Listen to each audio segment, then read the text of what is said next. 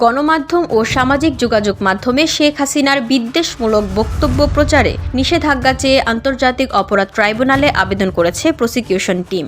বৃহস্পতিবার সকালে প্রসিকিউশনের পক্ষে সংশ্লিষ্ট শাখায় এ আবেদন করা হয়। ট্রাইব্যুনালের চেয়ারম্যান বিচারপতি মোহাম্মদ গোলাম মর্তুজার নেতৃত্বাধীন ৩ সদস্যের বেঞ্চে এর শুনানি হবে। সম্প্রতি সামাজিক যোগাযোগ মাধ্যমে অন্তর্বর্তী সরকারকে নিয়ে নানা কটূক্তি করেছেন ভারতে পালিয়ে যাওয়া শেখ হাসিনা, যা বিভিন্নভাবে সামাজিক যোগাযোগ মাধ্যমে ছড়িয়ে পড়ে। প্রসিকিউশন বলছে, যে সমস্ত হেট স্পিচ দিচ্ছেন সরকার তা বন্ধেই এ আবেদন।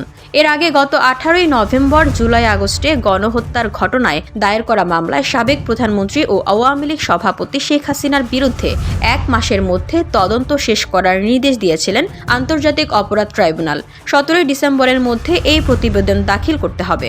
গণ অভ্যুত্থানের পর শেখ হাসিনা সহ আওয়ামী লীগ 14 দলের নেতা ও আইন শৃঙ্খলা রক্ষাকারী বাহিনীর সাবেক শীর্ষ কর্মকর্তাদের বিরুদ্ধে এখন পর্যন্ত গুম, হত্যা, গণহত্যা সহ 150-রও বেশি অভিযোগ ট্রাইব্যুনালে জমা পড়েছে।